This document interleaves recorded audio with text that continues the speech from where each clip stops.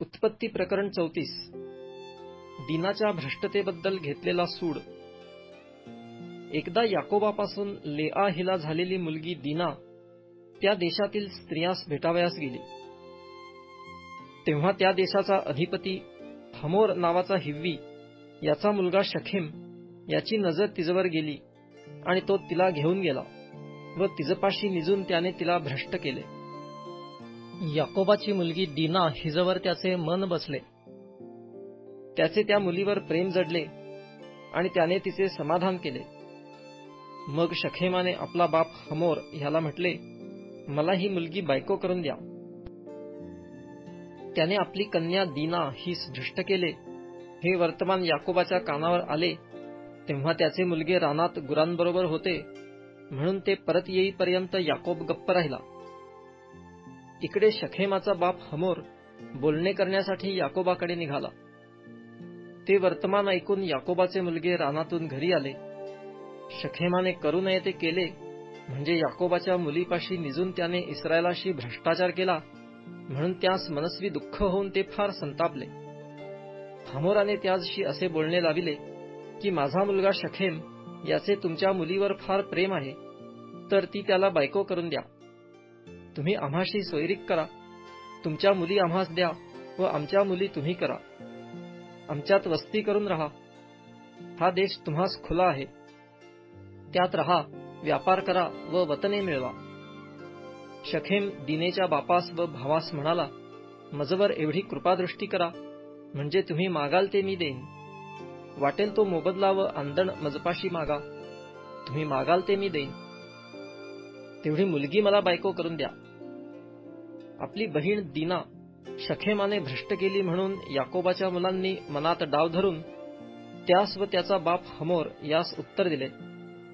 ते त्यास म्हणाले, बेसुन्नत मनुष्यास आमची बहीण देणे हे आमच्या हातून होणार नाही. आम्हास बट्टा लागेल.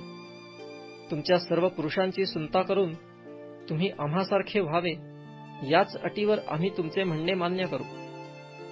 असे झाल्यास आम्ही आमच्या मुली तुम्हास देऊ, तुमच्या मुली आम्ही करू आणि आमची वस्ती तुमच्याबरोबर होऊन आपण एक राष्ट्र बनू. पण सुनता करण्याच्या बाबतीत तुम्ही आमचे ऐकले नाही तर आम्ही आमची मुलगी घेऊन जाऊ. त्यांचे म्हणणे हमोर व त्याचा मुलगा शखेम यास मान्य झाले. त्या तरुणाने तसे करण्यास विलंब लाविला नाही, कारण याकोबाच्या मुलीवर त्याचे मन बसले होते. त्याचा मान त्याच्या बापाच्या घराण्यातल्या सर्वांहून मोठा होता. त्यावर हमोर व त्याचा मुलगा शखेम यांनी आपल्या नगराच्या वेशीपाशी जाऊन नगरवासी लोकांशी असे बोलणे लाविले की ही माणसे आपल्याबरोबर सलोख्याने राहणारी आहेत, तर यास देशात राहून व्यापार उदीम करू द्या. पहा, यास वस्ती करून राहण्यास पुरेल इतका हा देश विस्तीर्ण आहे. पहा, यास वस्ती करून राहण्यास पुरेल इतका हा देश विस्तीर्ण आहे. आपण त्यांच्या मुली बायका करू आणि आपल्या मुली त्यास देऊ. आपल्यात राहून एक राष्ट्र होण्यास ते ज्या अटीवर मान्य आहेत ती हीच की त्यांची सुनता झाली आहे तशी आपल्यातल्या सर्व पुरुषांची सुनता व्हावी. हे केल्यास त्यांचे कळप, मालमत्ता आणि त्यांची सगळी जनावरे ही आपली नाही का होणार?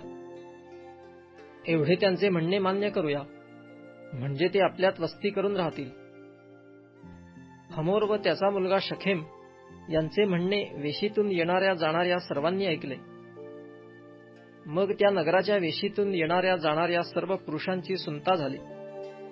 आणखी असे झाले की तिसऱ्या दिवशी ते बेजार असता याकोबाचे 2 मुलगे म्हणजे दीनेचे भाऊ शिमोन व लेवी यांनी आपापली तलवार हाती घेऊन त्या नगरावर अवचित छापा घातला आणि तेथल्या सर्व पुरुषांची कत्तल केली. हमोर व त्याचा मुलगा शखेम यांचाही तलवारीने वध करून ते दीनेस शखेमाच्या घरातून काढून घेऊन गेले. मग याकोबाच्या मुलांनी त्या वध केलेल्यांवरून जाऊन ते नगर लुटिले, कारण त्यांनी त्यांची बहीण दीना हिला भ्रष्ट केले होते. त्यांची शेरडे मेंढरे, गाई बैल, गाढवे आणि त्या नगरातले व शेतातले होते नव्हते ते सारे त्यांनी घेतले.